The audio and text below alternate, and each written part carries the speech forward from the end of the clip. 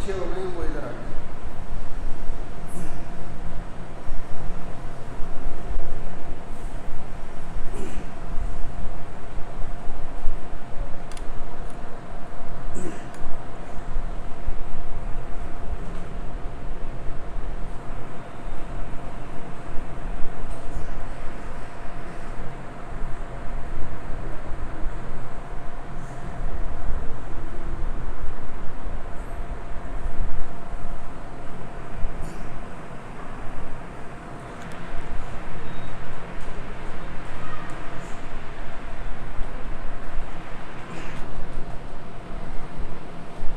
السلام علیکم ورحمۃ اللہ وبرکاتہ.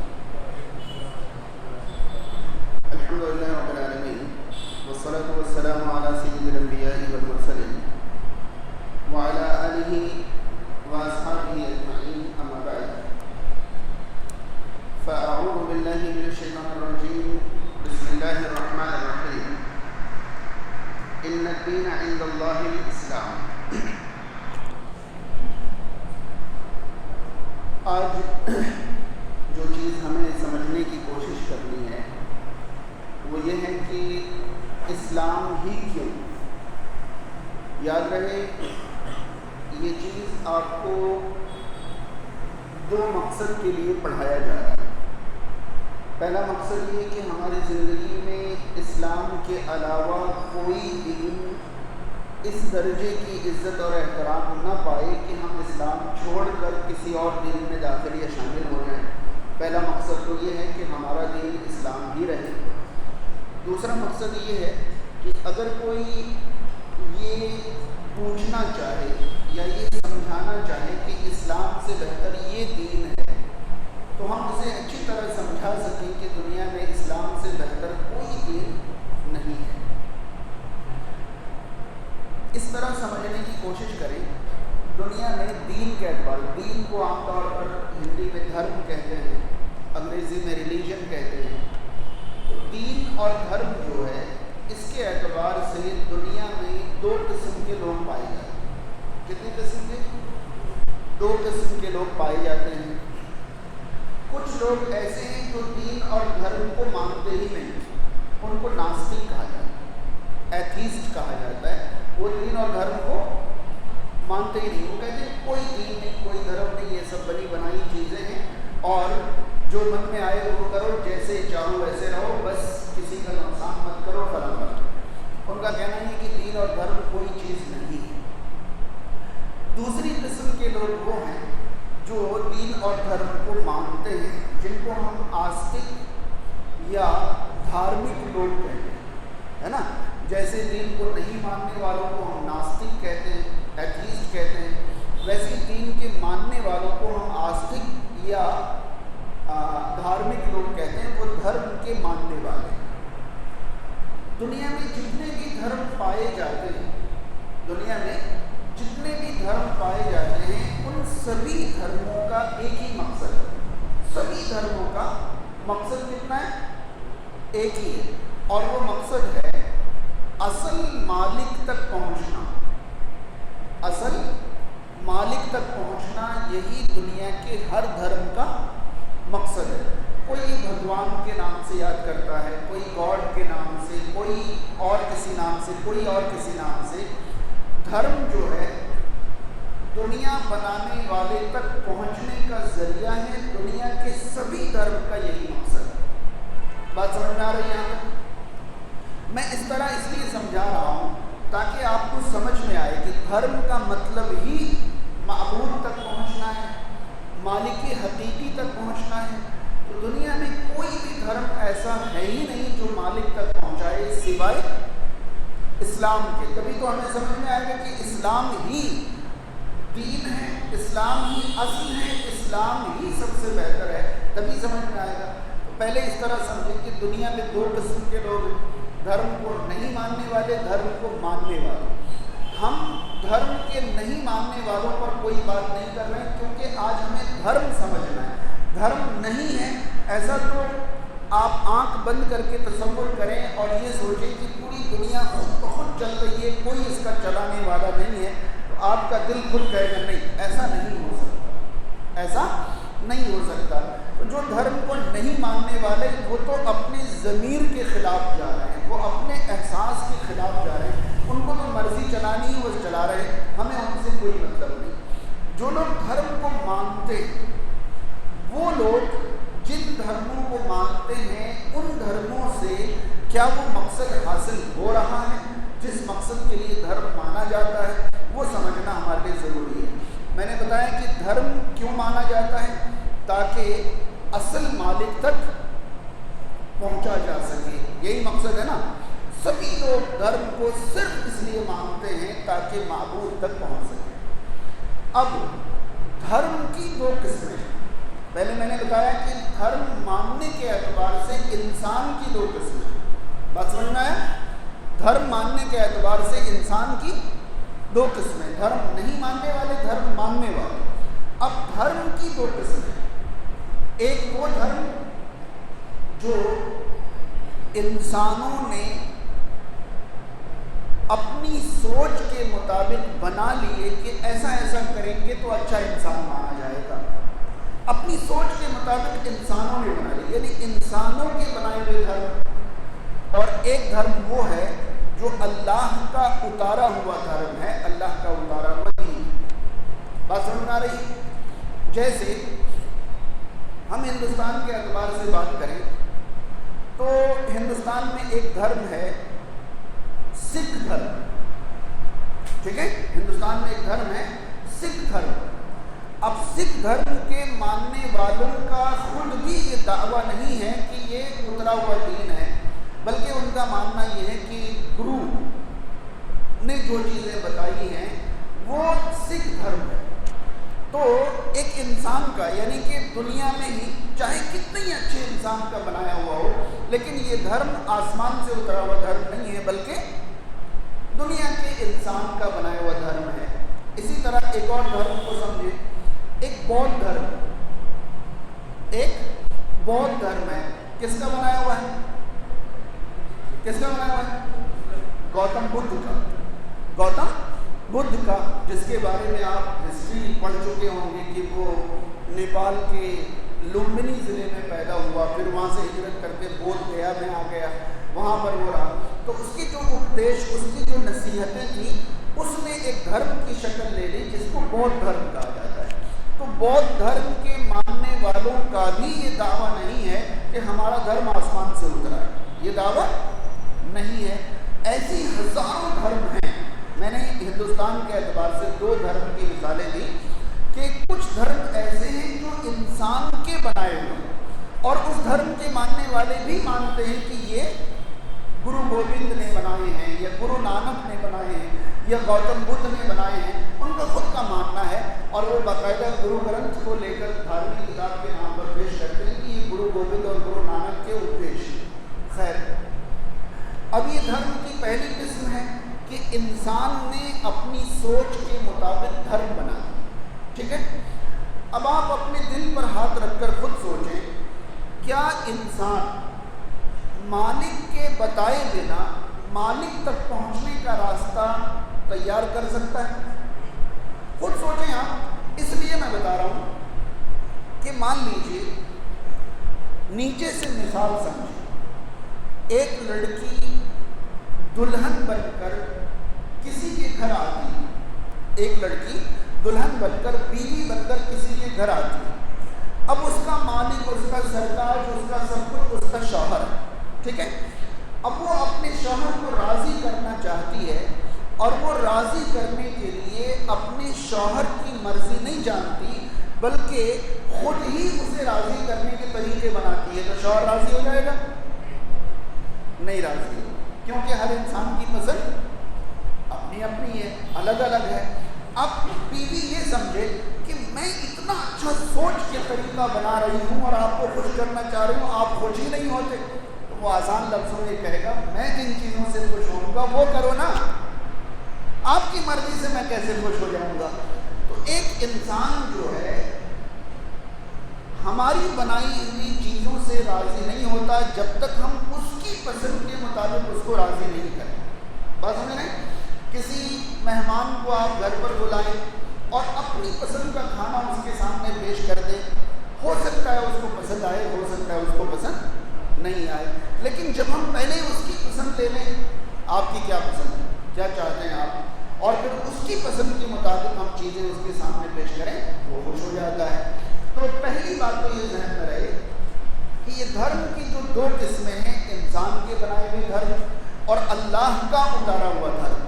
تو انسان کا بنایا ہوا دھرم مالک حقیقی تک پہنچا نہیں سکتا، کیونکہ انسان کتنی اچھی سوچ کے ساتھ کیوں نہیں بنائے، لیکن اس میں مالک کی مرضی شامل نہیں ہے، اس میں مالک کی مرضی شامل نہیں ہے۔ تو یہ بات سمجھ میں آ گئی کہ انسان کے بنائے ہوئے دھرم ہمیں معبود تک نہیں پہنچا سکتے، کیونکہ اس میں معبود کی مرضی نہیں ہے۔ ہم کتنی اچھی سوچ رکھیں یہ اپنی جگہ، ایک بات سمجھیں، میں زندگی بھر اپنی سوچ کے مطابق اللہ کے لیے کچھ بھی کرتا رہوں، آخر میں اللہ تعالیٰ مجھ سے یہ کہہ دے کہ یہ سب کرنے کے لیے کس نے کہا تھا، تو پوری زندگی تو ایک جملے میں بیکار ہو گئی نا۔ اگر اللہ تعالیٰ یہ کہہ دے کہ یہ سب کرنے کے لیے کس نے کہا تھا، تو ظاہر سی بات ہے ہم اللہ کی مرضی جانے بنا اللہ کو راضی نہیں کر سکتے۔ تو یہ دھرم تو خود بخود ناقابل قبول ہو گئے، جو کس کے بنائے ہوئے ہیں، لوگوں کے بنائے ہوئے، انسان کے بنائے ہوئے، یہ دھرم بھی ریجیکٹ ہو گئے۔ اب اللہ کے اتارے ہوئے دھرم، اللہ کے اتارے ہوئے دھرم میں جو آسمانی دھرم ہے وہ اہل کتاب کا دھرم ہے اور اسلام۔ اہل کتاب سے مراد نصارہ کا دین ہے، یعنی کرسچنٹی، یہود کا دین ہے، یہودیت، اور اسلام ہے جو کہ اللہ کے اتارے ہوئے دین ہے، جو کہ اللہ کے اتارے ہوئے۔ کچھ دین ایسے بھی ہیں، کچھ دھرم، کچھ دین ایسے بھی ہیں جن کے بارے میں ہم شیور نہیں ہیں کہ یہ انسانوں کے بنائے ہوئے ہیں یا اللہ کے اتارے ہوئے ہیں، انسانوں کے بنائے ہوئے ہیں یا اللہ کے اتارے ہوئے ہیں۔ اس میں کچھ دعوے تو ایسے ہیں کہ یہ آسمان سے اترے ہوئے ہیں، اور کچھ دلیل ایسے ہیں جو انسان کے بنائے ہوئے لگتے ہیں۔ مثلا ہندو دھرم کے بارے میں اگر آپ غور کریں تو دونوں چیزیں ٹکراتی ہیں۔ جو ان کے یہاں وید وغیرہ ہیں ان کے بارے میں ان کا خود ماننا ہے کہ یہ آسمانی گرنتھ ہیں، ان کا ماننا ہے۔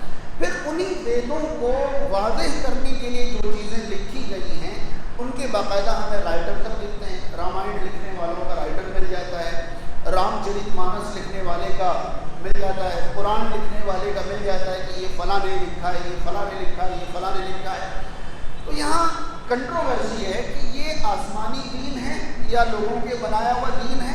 یہاں چلیے 1% ہم مان لیتے ہیں کہ یہ بھی آسمان سے اترا ہوا دین ہے، ٹھیک ہے، یہ بھی مان لیتے ہیں کہ ہمارے ملک میں جو دھرم ہے یہ بھی آسمان سے اترا ہوا ہے، مان لیجیے۔ جو نصرانیت ہے جس کو ہم عیسائیت کہتے ہیں وہ بھی آسمان سے اترا ہوا ہے، جو یہودیت ہے وہ بھی آسمان سے اترا ہوا ہے، اور جو اسلام ہے وہ بھی آسمان سے اترا ہوا ہے۔ اب کم سے کم یہ 4 دین تو دنیا میں ایسے ہو گئے جو اللہ کی طرف سے اترا ہوا ہے۔ اس میں اسلام ہی ہمارا انتخاب کیوں، اسلام ہی ہماری پسند کیوں، اسلام ہی پر عمل کیوں؟ سب سے پہلی بنیاد یہ سمجھیں کہ یہ جتنے بھی دھرم ہیں آسمانی دھرم، ان سب کا دعویٰ جو ہے وہ اسلام کی اس شکل سے پہلے کا ہے جو ہمارے سامنے ہے۔ اس بات کو بہت اچھی طرح سمجھیں۔ کیا ہندو دھرم اسلام کے آخری نبی کے زمانے سے بعد کا ہے یا پہلے کا ہے؟ ان کا دعویٰ کیا ہے؟ شاید نہیں بات سمجھ میں آئے۔ ان کا دعویٰ کیا ہے؟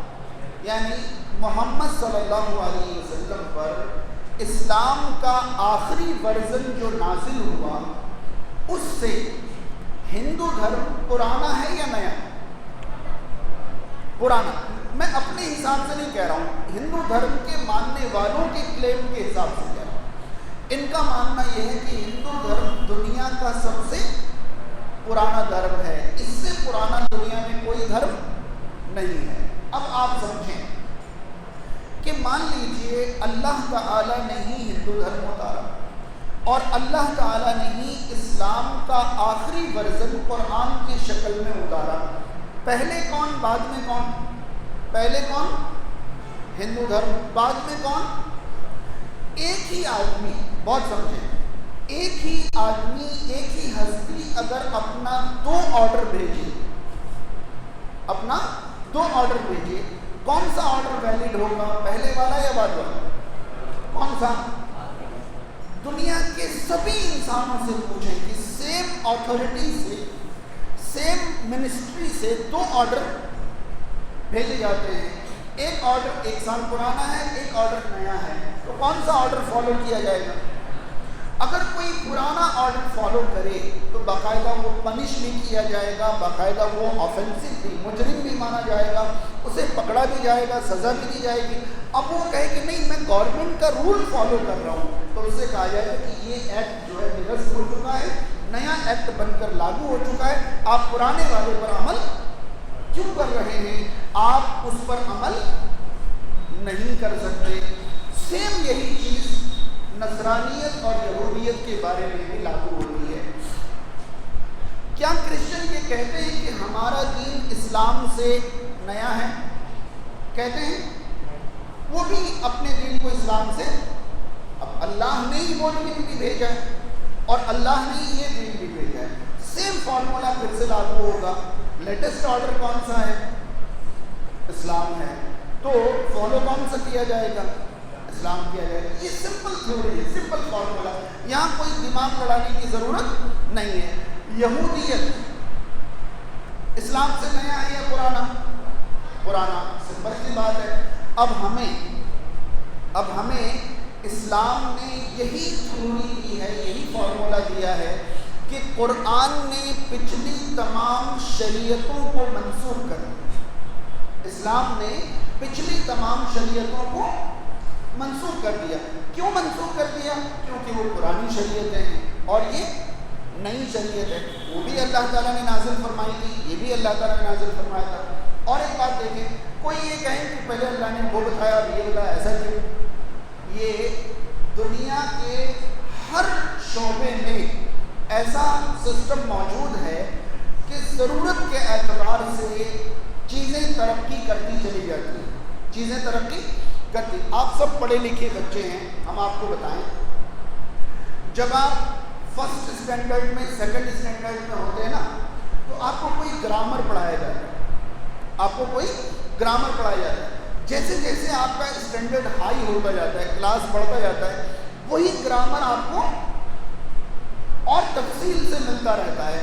تو آپ تیسری کلاس میں جا کر یہ نہیں کہہ سکتے کہ پہلے کلاس میں اتنا سا بتایا تھا، اب اتنا بتا رہے ہو، ایسا کیوں؟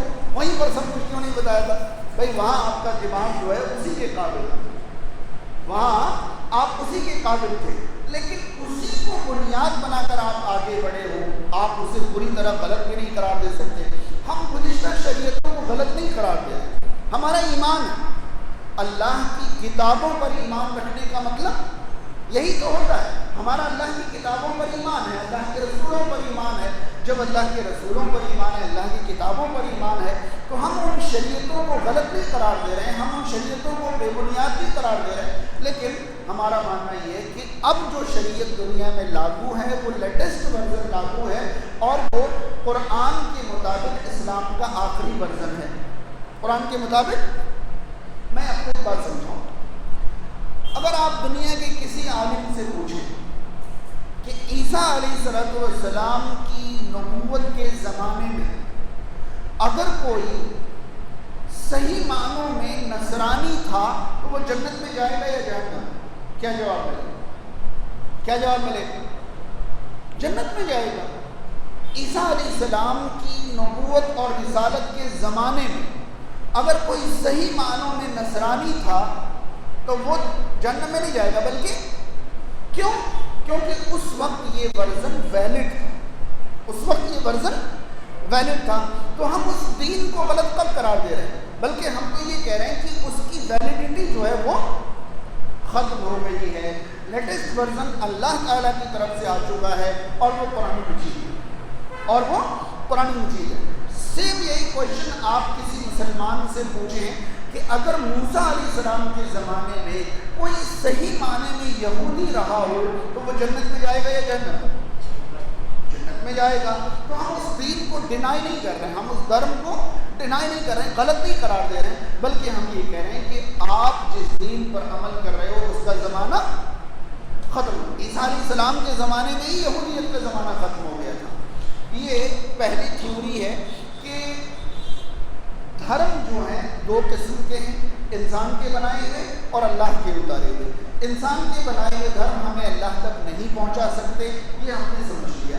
اللہ کے اتارے ہوئے دھرم میں اللہ کی منشا یہ ہے کہ جو سب سے آخری دین ہے اس پر عمل کیا جائے، جو پہلے کے ہیں وہ منسوخ ہو گئے، ان پر عمل نہیں کیا جائے۔ ایک بات سمجھیں، اگر کوئی اتھارٹی نیا آرڈر لاگو کرتا ہے تو اس کی مرضی کیا ہوتی ہے؟ پرانے پر بھی عمل ہوتا رہے؟ یہ بتائیں، کوئی بھی اتھارٹی اگر نیا آرڈر لاگو کرتی ہے تو کیا ان کی مرضی یہ ہوتی ہے پرانے پر بھی عمل ہوتا رہے؟ اگر پرانے پر بھی عمل ہوتا رہے تو نیا آرڈر کیوں؟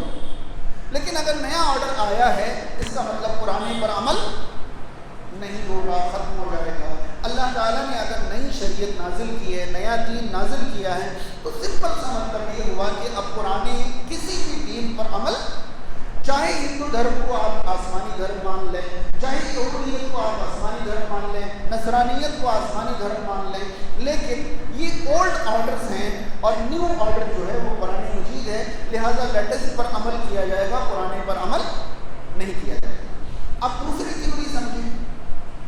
دوسری تھیوری، اللہ تعالیٰ نے جتنے بھی دین دنیا میں اتارے، دیکھیں یہ سب سوال پوچھا جائے گا آپ لوگوں سے ٹیسٹ میں، دھرم کے اعتبار سے انسان کی کتنی قسمیں، سمجھ رہے ہیں، اور دھرم کی کتنی قسمیں، پھر اسلام ہی کیوں، یہ سب سوال آپ سے پوچھا جائے گا۔ اب میں دوسری تھیوری بتا رہا ہوں۔ پہلی theory old order new order کی تھی، سمجھ میں آ گئی۔ اب دوسری تھیوری سیف اور ان سیف کی، سیف اور ان سیف کی ہے۔ یاد رہے، دنیا میں کوئی بھی آسمانی دھرم، دنیا میں کوئی بھی آسمانی دھرم جس طرح نازل ہوا اسی طرح سیف نہیں ہے، اور یہ کسی دھرم کے ماننے والوں کا بھی دعویٰ نہیں۔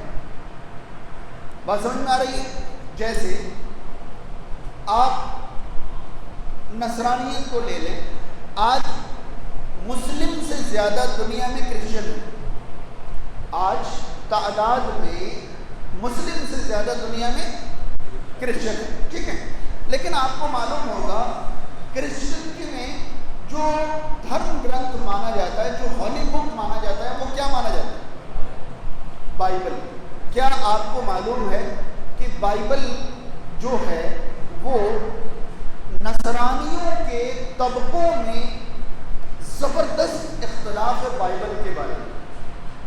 شاید آپ کو یہ معلوم ہو، آپ ہندوستان میں رہتے ہیں، یہیں پر آپ دیکھیں ممبئی میں کرسچن بہت سارے ہیں، گوا پورا کا پورا کرسچن ہے، ساؤتھ انڈیا میں کیرل، بنگلور وغیرہ میں بہت سارے کرسچن ہیں۔ شاید یہیں پر آپ کو یہ معلوم ہو کیتھولک کرسچن الگ ہوتے ہیں، میتھوڈسٹ کرسچن الگ ہوتے ہیں، پروٹسٹنٹ الگ ہوتے ہیں، ایک اور کوئی مشہور ہے جو نام میری زبان پر نہیں آ رہا ہے، کسی کو معلوم ہے؟ آرتھوڈاکس۔ ہاں، یہ چار جو ہے نا، چار طبقے نصرانیت میں بالکل مضبوط والے طبقے ہیں، ان کے اندر اور بھی طبقے بے شمار ہیں، لیکن یہ چار مضبوط ہیں، کیتھولک ہیں، میتھوڈسٹ ہیں، پروٹسٹنٹ ہیں، آرتھوڈاکس ہیں، اور سبھی چرچ کے باہر باقاعدہ ان طبقوں کا نام لکھا ہوتا ہے، کیتھولک چرچ۔ ایک میتھوڈسٹ کرسچن جو ہے اس چرچ میں جانے کو حرام سمجھتا ہے، اور یہ سمجھتا ہے اگر میں چلا گیا تو میرا دین ختم ہو جائے گا، میرا دین ختم ہو جائے گا۔ ہو سکتا ہے آپ کے مائنڈ میں یہ آ رہا ہو کہ مسلمانوں میں بھی تو یہی سب ہے، دیوبندی ہے، بریلوی ہیں، فلاں فلاں، ادھر میں آؤں گا، ذہن میں آپ کا یہ سوال باقی نہیں رہے گا انشاءاللہ، میں ختم کرتا ہوں۔ تو یہ کیتھولک، میتھوڈسٹ وغیرہ وغیرہ جو ہے نا، ان میں آسمانی گرنتھ پر ایمان کا فرق ہے، ان کے بائبل جو ہیں وہ الگ الگ ہیں، باقاعدہ الگ الگ ہیں۔ شاید آپ کو معلوم ہو عیسیٰ علیہ السلام کے زمانے میں بائبل کوٹ نہیں کیا گیا، نہیں لکھا گیا۔ عیسیٰ علیہ السلام کے 300 سالوں کے بعد 100 بائبل دنیا میں نظر آنے لگے، 100 بائبل، 100 بائبل الگ الگ نظر آنے لگے۔ پھر ان میں سے جو عیسیٰ علیہ السلام کے 12 حواری تھے، 12 حواری، عیسیٰ علیہ السلام کے 12 حواریوں کا ذکر سنا آپ لوگوں نے کبھی؟ کہ ان کے 12 جو ہیں بالکل خاص ساتھی کے صحابی، 12 حواری جن کا قرآن مجید میں بھی ذکر ہے۔ وہ 12 حواری سے جو بائبل کی سند ملی اس کو باقی رکھا گیا اور باقی کو ریجیکٹ کر دیا گیا، ختم کر دیا گیا۔ تو کل ملا کر یہ ہے کہ میرا کہنے کا مطلب یہ ہے کہ بائبل جو ہے جس طرح نازل ہوا تھا اس طرح سے سیف نہیں ہے۔ اب جب سیف نہیں ہے تو ہم کہہ سکتے ہیں کہ 20% مکس ہوا، 80% سیف ہم کہہ سکتے ہیں۔ ہم یہ بھی کہہ لیں کہ 10% مکس ہوا، 90% سیف ہے۔ لیکن ایک مثال میں آپ کو دوں، یہاں پر 10 ڈبے سیم رکھے ہوئے ہیں، سیم کتنے ڈبے رکھے؟ 10۔ آپ سے کہا جائے کہ ایک میں بوم ہے، باقی سب میں مٹھائیاں رکھی ہوئی ہیں، آپ جو ہے اٹھا کر لے جاؤ، آپ کتنے ڈبے اٹھا کر لے جاؤ؟ کتنے اٹھا کر لے جاؤ؟ ایک بھی نہیں۔ آپ کو اچھی طرح معلوم ہے 90% باکسز جو ہیں وہ سیف ہیں، ایک باکس جو ہے وہ کبھی بھی بلاسٹ ہو سکتا ہے۔ تو آپ کو ہر باکس جو ہے بلاسٹ ہوتا ہوا نظر آئے گا کہ نہیں معلوم کس میں اب 10% مکسنگ ہو یا 20% ہو یا 30-40% ہو۔ لیکن آپ جب بھی بائبل کا کوئی بھی پڑھو گے ورس تو آپ کو نہیں معلوم کہ یہ والا مکس ہے یا نیکسٹ والا مکس ہے۔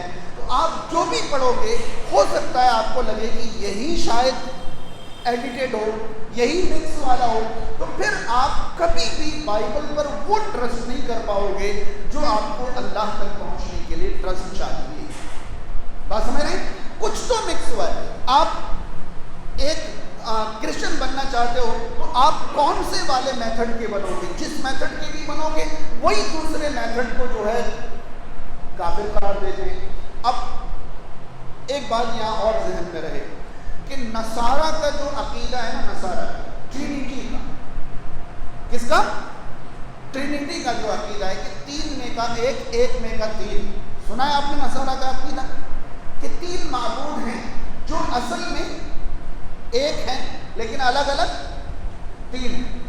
اللہ ہے، اللہ کی بیوی، اللہ کا بیٹا، نعوذ باللہ۔ وہ اللہ کو اللہ مانتے ہیں، مریم علیہ السلام کو اللہ کی نعوذ باللہ بیوی مانتے ہیں، اور عیسیٰ علیہ السلام کو اللہ کا بیٹا مانتے ہیں۔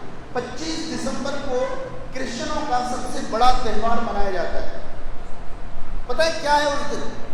ان کے حساب سے اس دن اللہ تعالیٰ نے مریم علیہ السلام سے ملاپ کیا تھا، نعوذ باللہ من ذالک۔ اور ہمارے بہت سارے بھولے اور بدھو مسلمان ہیپی کرسمس کہہ کے مبارکباد دے رہے ہوتے ہیں، یعنی اللہ کا ملن مبارک ہو، اس بات کی ہم مبارکباد دے رہے ہوتے ہیں، ہمیں پتہ ہی نہیں ہم کر کیا رہے ہیں۔ بات سمجھ رہے ہیں؟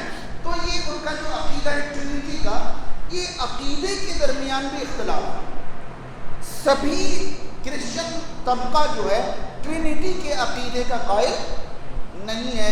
ان میں سے کچھ کا عقیدہ یہ ہے، کچھ کا عقیدہ ڈفرینٹ ہو جاتا ہے کہ گاڈ، ہولی گھوسٹ اور سن، ایسے کر کے عقیدہ ہے۔ خیر میں آپ کو کرسچینٹی نہیں پڑھانا چاہتا، میں صرف یہ سمجھانا چاہتا ہوں کہ اللہ تک پہنچنے کا جو راستہ ہم اپنائیں وہ راستہ یقینی ہونا چاہیے، ڈیفینٹ ہونا چاہیے، اطمینان بخش ہونا چاہیے۔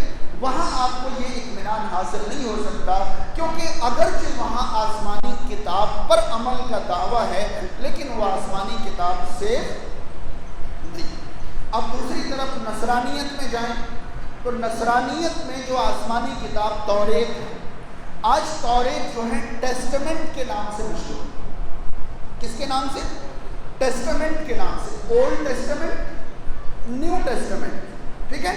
اب وہاں بھی بڑا زبردست اختلاف ہے کہ وہ سامری کا جو ایک رول ملتا ہے موسیٰ علیہ السلام کی زندگی میں، سامری کے زمانے سے پہلے کا جو ٹیسٹمنٹ ہے وہ اولڈ ٹیسٹمنٹ کہلاتا ہے، اور سامری کے بعد کا جو ٹیسٹمنٹ ہے وہ نیو ٹیسٹمنٹ کہلاتا ہے۔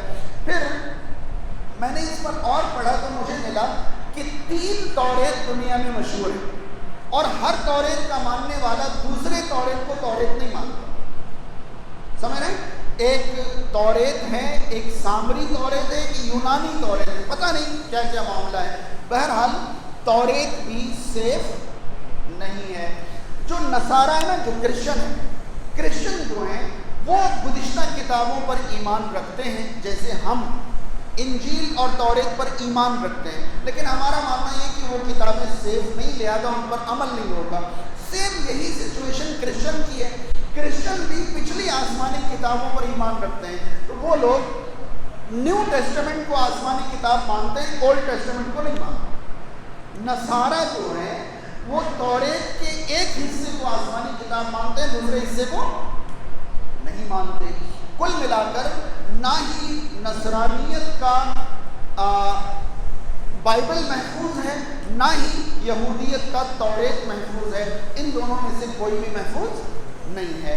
اب آپ ہندوستان میں آئیں، ہمارے یہاں جو وید کے بارے میں بھی میں نے ایک بہت ڈیپ لیکچر سنا تھا۔ گیتا پریس گورکھپور سے چھپے ہوئے وید میں الگ الگ شلوک پائے جاتے ہیں جو اور جگہوں سے چھپے ہوئے ویدوں میں نہیں پائے جاتے۔ یہاں کچھ اور ہے، وہاں کچھ اور ہے، وہاں کچھ اور ہے، وہاں کچھ اور ہے۔ سبھی وید ایک جیسا بالکل بھی نہیں ہے، یہ بھی سیف نہیں ہے۔ تو سیف انسیف کی تھیوری میں جب ہم جاتے ہیں تو ہمارے پاس انجیل سیف نظر نہیں آتا جس کو بائبل کہتے ہیں، تورات سیف نہیں نظر آتا جس کو ٹیسٹمنٹ کہتے ہیں، وید ہمیں سیف نظر نہیں آتا۔ آخر میں بچتا ہے ہمارے پاس قرآن۔ آپ پوری دنیا کے کسی بھی کونے میں جا کر قرآن اٹھائیں، آپ کو ایک زبر ایک زیر کا فرق نہیں ملے گا۔ جو ایک کوشچن رائز ہوا تھا ہمارے ذہن میں وہ کیتھولک میتھوڈسٹ پر، مجھے بتائیے بریلویوں کا قرآن الگ ہے یا سیم ہے؟ سیم ہے۔ دیوبندیوں کا قرآن سیم ہے۔ اہل حدیثوں کا قرآن، جماعت اسلامی کا قرآن اور دوسرے مسلک والوں کا قرآن سیم ہے۔ یعنی مسلمانوں میں جو فرقے ہیں وہ اللہ کی کتاب کو سمجھنے کو لے کر پیدا ہوئے، اللہ کی کتاب کو لے کر نہیں۔ بات سمجھ رہے ہیں؟ اللہ کی کتاب کو سمجھنے کو لے کر پیدا ہوئے ہیں، اللہ کی کتاب کو لے کر نہیں۔ دوسرے دھرموں میں جو فرقے ہیں وہ اللہ کی کتاب کو لے کر پیدا ہوئے۔ فرق سمجھ میں آیا؟ یعنی اگر ایک بریلوی کو آپ ہمارے والے قرآن سے کوئی صحیح بات سمجھاؤ تو وہ یہ نہیں کہتا کہ یہ تمہارا قرآن ہے، میں نہیں مانوں گا۔ قرآن ہے، سمجھاؤ، سمجھ میں آتا ہے اور وہ مان لیتا ہے۔ آپ کسی اور مسلک کے آدمی کو قرآن کے ذریعے کو سمجھاؤ، اگر اس کو سمجھ میں آئے تو وہ مان لیتا ہے۔ یعنی یہ بہت بڑی سچائی ہے کہ اسلام میں جو آسمانی کتاب ہے وہ صرف وہ کیا ہے؟ صرف ایک زبر اور زیر کا 1400 سالوں میں کوئی فرق نہیں ہوا۔ آپ چائنا میں جاؤ تو مسلمانوں کے پاس آپ کو یہی قرآن ملے گا، آپ عرب کنٹریز میں جاؤ یہی ملے گا، آپ بالکل ایسٹ میں چلے جاؤ، آسٹریلیا چلے جاؤ، بنگلہ دیش چلے جاؤ، برما چلے جاؤ، آپ کو یہی قرآن ملے گا۔ آپ بالکل ویسٹ میں افریقہ چلے جاؤ، یوگانڈا چلے جاؤ، آپ کو یہی قرآن ملے گا۔ تو پہلی تھیوری ہم نے یہ دیکھی تھی اولڈ آرڈر اور نیو آرڈر، اولڈ آرڈر اور نیو آرڈر۔ تو نیو آرڈر ہمیں کیا ملا؟ قرآن۔ نیو آرڈر ہمیں قرآن ملا۔ دوسری تھیوری ہم نے دیکھی سیف اور ان سیف کی، تو ہمیں سیف کیا ملا؟ قرآن۔ یا تو کوئی یہ ثابت کر دے کہ نہیں قرآن بھی 4 قسم کے 5 قسم کے، کچھ مسلمان اس قرآن کو مانتے ہیں۔ تفسیروں میں فرق ہے، میں اس کا انکار نہیں کرتا، ہر مسلک والوں نے تفسیر لکھی اپنے حساب سے لکھی، مگر وہ آسمانی کتاب، تفسیر آسمانی کتاب ہے نہیں، آسمانی کتاب تو قرآن ہے، اور قرآن میں ایک لفظ کا مسلکوں کے درمیان کوئی فرق نہیں ہے۔ تو یہاں تک بات سمجھ میں آئی؟ اب تیسری، ارے ٹائم ہی ختم ہو گیا، 5 منٹ ہے۔ تیسری تھیوری جو ہے وہ کنٹینٹ کی، کس کی؟ کنٹینٹ کی۔ سب سے اہم جو یعنی میٹر تھا وہ یہی تھا، لیکن اس پر ہی ٹائم ختم ہو گیا۔ ہم نے شروع سے اب تک کیا سمجھا؟ دھرم کو ماننے کے اعتبار سے انسان کی دو قسمیں، دھارمک اور ادھرمی، یعنی ناستک اور آستک۔ پھر دھرم کی دو قسمیں، انسان کا بنایا ہوا، اللہ کا اتارا ہوا۔ پھر اللہ کے اتارے ہوئے دھرم کو ہم نے دو ہی حصوں میں ابھی تک بانٹا، پہلا حصہ اولڈ اور نیو، اور دوسرے سیف اور انسیف۔ اب ہم تیسرا کنٹینٹ دیکھتے ہیں۔ دنیا میں کسی بھی دھرم کے کنٹینٹ میں وہ کلیئرٹی نہیں ہے جو کس میں ہے؟ قرآن میں۔ اس کی وجہ کیا ہے؟ کیونکہ وہ اللہ نے جس طرح اتارا اس طرح ہے ہی نہیں، لوگوں نے اپنی چیزیں اس میں ڈال دی۔ ظاہر سی بات ہے اللہ کی تعلیمات اور انسان کی تعلیمات ایک جیسی نہیں ہو سکتی، اور قرآن بالکل سیف ہے۔ تو قرآن کا کنٹینٹ جو ہے یا اسلام کا کنٹینٹ اتنا کلیئر ہے جو دوسرے دھرموں میں کنٹینٹ اتنا کلیئر نہیں ہے۔ سب سے پہلی چیز آپ نے بچپن سے سنا ہوگا، اسلام فطرت کے مطابق، اسلام فطرت کے مطابق، بچپن سے آپ نے سنا ہوگا، یا دوسرے لفظوں میں آپ نے یہ سنا ہوگا اسلام کی ٹیچنگز جو ہیں وہ نیچرل ہے۔ کیا ہے؟ نیچرل ہے۔ تو یہ اسلام فطرت کے مطابق ہے یا اسلام کی تعلیمات نیچرل ہیں، اس کا کیا مطلب ہے؟ مطلب یہ ہے کہ اسلام جو بھی چیزیں سکھاتا ہے وہ دوسروں کے اندر آپ دیکھنا چاہو یا نہیں دیکھنا چاہو، اپنے اندر آپ کو وہی چیز پسند آتی ہے۔ مثلا سب سے پہلی تعلیم اسلام کی وحدانیت کی، کس کی؟ اللہ ایک ہے، اکیلا ہے، اس کا کوئی شریک نہیں، اس کا کوئی ساجی نہیں۔ اب یہ بتاؤ، آپ تھوڑی دیر کے لیے آپ مان لو کہ کسی کے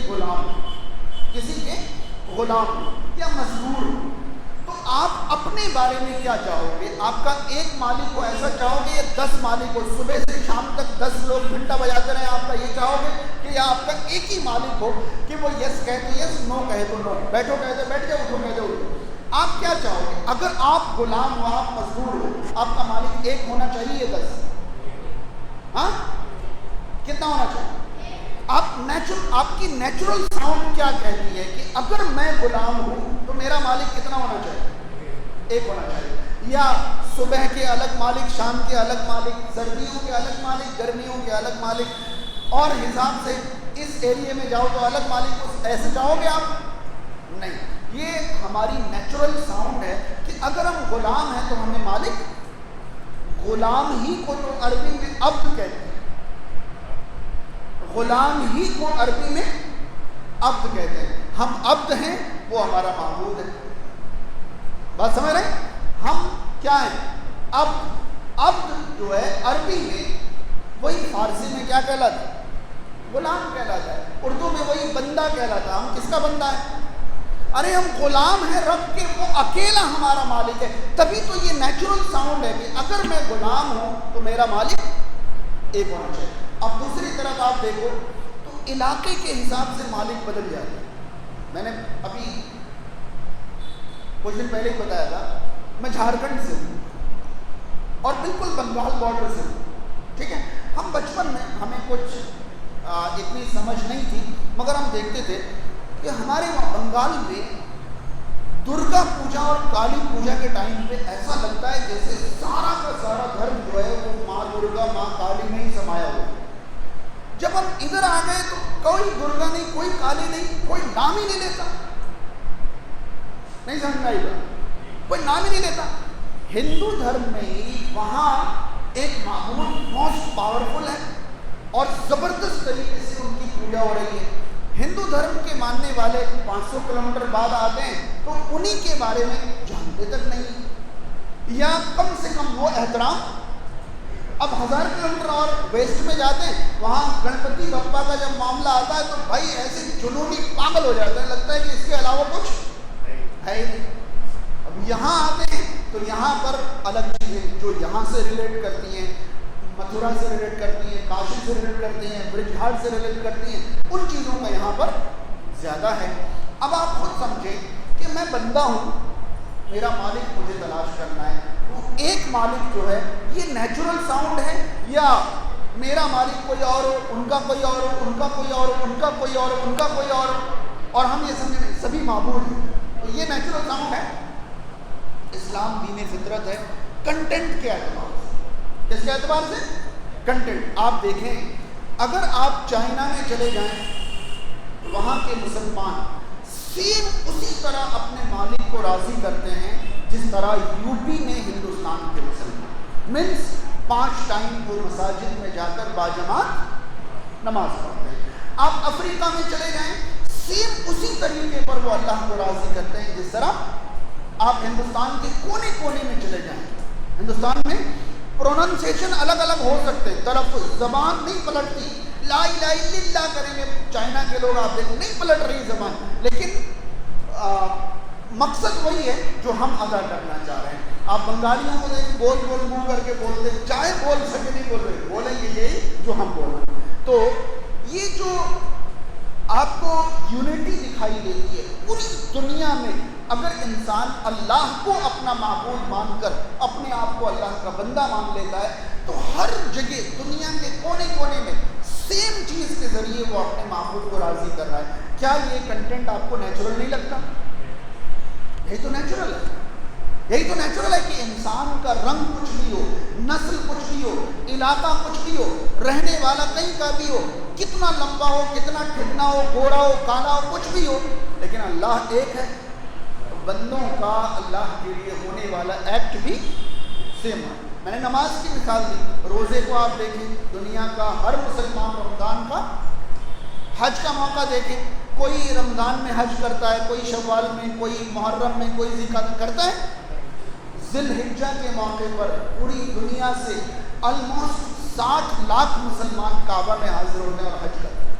دنیا میں کسی بھی کونے کا حج کا دن جو طے ہے اسی دن حج ہوگا دنیا کے سارے مسلمانوں. بات سمجھ رہے ہیں؟ تو یہ کنٹینٹ جو ہے نا وہ یہ محسوس کراتی ہے کہ اسلام کا جو بیسک کنٹینٹ ہے اللہ کے بارے میں وہ ہمیں مطمئن کرتی ہے، کیونکہ ہمارے دل کی آواز یہ ہے کہ اگر میں مزدور ہوں تو میرا مالک ایک ہونا چاہیے، اگر میں غلام ہوں تو میرا مالک ایک ہونا چاہیے، اگر میں کہیں ماتحت ہوں تو مجھے چلانے والا ایک ہونا چاہیے، تاکہ میں اچھی طرح خود سمجھے اچھی طرح میں اس کا مزاج پڑھ لوں اور اسے راضی کر سکوں.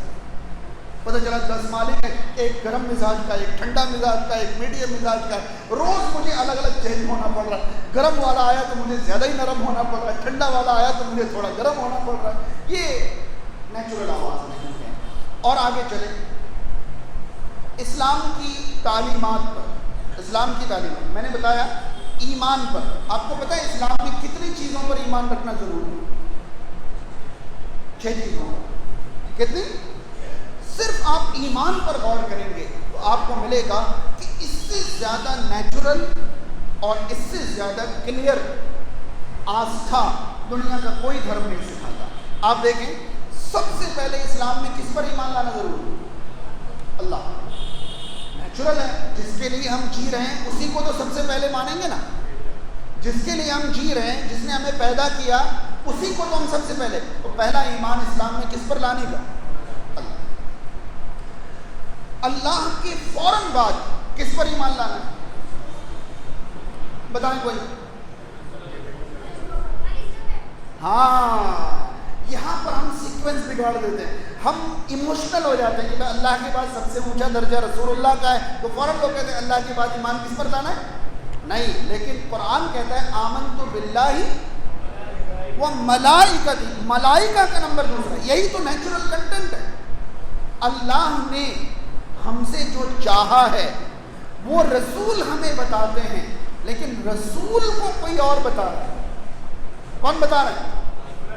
ہاں. تو اللہ کے بعد فرشتوں پر ایمان نہیں لائیں گے تو فرشتوں کے ذریعے کنٹینٹ نیچے آ رہا ہے نا.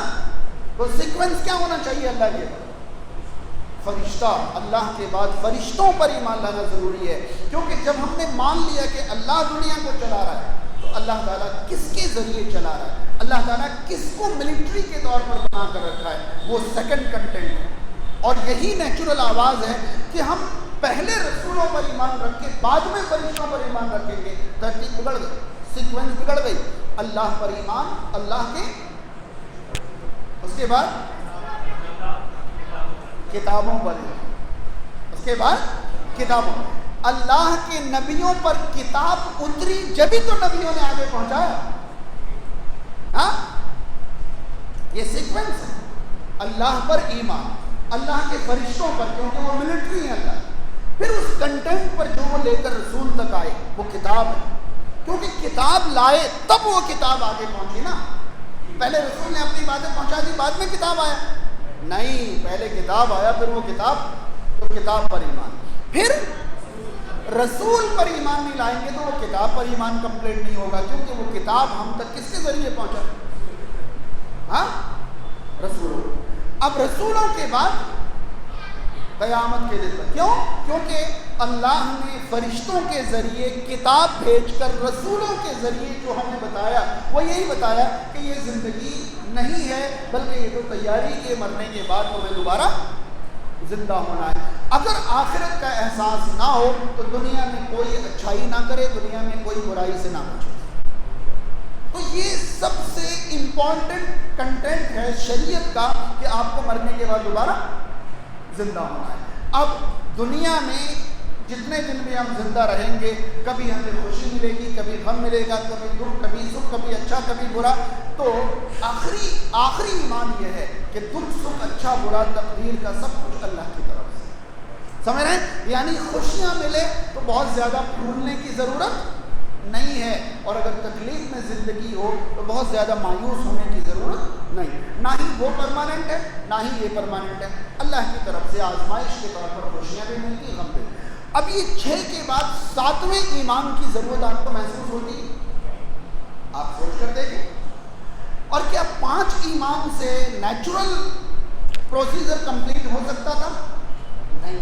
اب اس کے بعد ایمان کے بعد اسلام کی عبادات پر آپ جائیں تو دنیا کے سارے دھرموں میں عبادات کو جو کنسیپٹ ہے وہ عجیب و غریب ہے.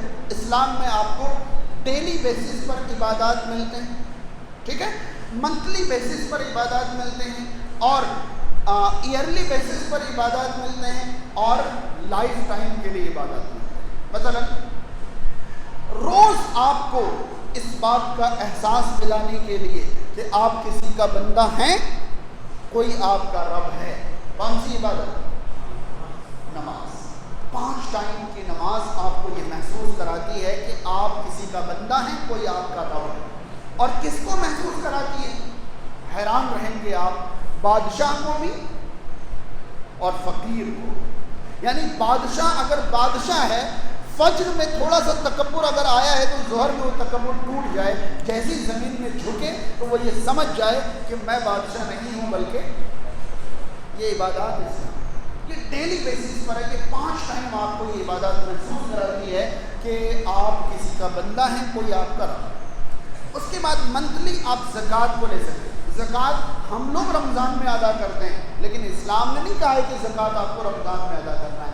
زکوٰۃ کو آپ کو مال پر سال پورا ہو تو زکوٰۃ ادا کرنا ہے. کسی مال پر سال جنوری میں پورا ہو سکتا ہے, کسی میں فروری میں, کسی میں مارچ میں, اپریل میں, یعنی ہر مہینے آپ کو زکوٰۃ ادا کرتے رہنا ہے. اور زکوٰۃ کے ذریعے اتنا بڑا نظام اللہ تعالیٰ ہمیں سکھاتا ہے کہ آپ کے پاس جو مال ہے وہ آپ کا نہیں ہے. جس کو محتاج رکھا ہے وہ آپ سے کسی طرح کمتر نہیں ہے. یہ بس آپ کی خوش نصیبی ہے کہ اس کو نہیں دیا اور آپ کو دے دیا, وغیرہ وغیرہ. یہ زکوٰۃ کا نظام سال میں ایک بار روزے کے ذریعے اللہ تعالیٰ محسوس کراتا ہے, زندگی میں ایک بار حج کے ذریعے, وغیرہ وغیرہ. پھر اس کے آگے کنٹینٹ میں جائیں گے. ایمانیات کے بعد عبادات, عبادات کے بعد اخلاقیات. تو آپ پائیں گے کہ اسلام کا کنٹینٹ اتنا نیچرل ہے کہ کوئی بھی چیز جو اسلام کی تعلیم ہو اس پر آپ عمل کریں یا نہ کریں, پسند آپ کو وہی ہو. اسلام جھوٹ بولنے سے منع کرتا ہے. آپ کتنے ہی بڑے جھوٹے ہوں, کوئی آپ سے جھوٹ بولے آپ کو اچھا لگے گا. اس کا مطلب نیچرل ساؤنڈ جو ہے وہ جھوٹ نہیں, وہ سچائی. اسلام عدل اور امانت سکھاتا ہے. آپ دنیا کو چونا لگا لیں, کوئی آپ کو چونا لگائے اچھا لگے گا نہیں. اس کا مطلب نیچرل ساؤنڈ کیا ہے کہ کوئی کسی کو چونا نہ. نیچرل ساؤنڈ تو یہی ہوا نا, جبھی تو آپ کے خلاف ہو تو آپ کو برا لگتا ہے. آپ ریپ وغیرہ یا ناجائز رشتے وغیرہ کتنے ہی کر لیں, کوئی آپ کی بہن کے ساتھ کرے آپ کو اچھا لگے گا नहीं। तो नेचुरल साउंड क्या हुआ कि नाजायज रिश्ते नहीं होने चाहिए। लेकिन आपकी बहन को कोई शादी करके लेकर जाए, आपको बुरा लगता है? नहीं। आप भी किसी की बहन को शादी करके ले आओ, बात समझ रहे? आपकी बहन से कोई नाजायज रिश्ता रखे, आपको लगता है दोनों को गोली मारो, ये नेचुरल साउंड है, ये आप एक्सेप्ट नहीं करते, यही तो गलत है। इस्लाम ने इसी से तो मना किया है। लेकिन कोई शादी करके ले जाए, बहनोई साहब बहनोई साहब बहनोई साहब करते, क्या मामला है भाई? ये नेचुरल साउंड है कि शादी करके ले जाए तो एहतराम बढ़ जाता है, बगैर शादी के वही मामला रखे आपका खून खौल जाता है। ये नेचुरल टीचिंग्स है इस्लाम के।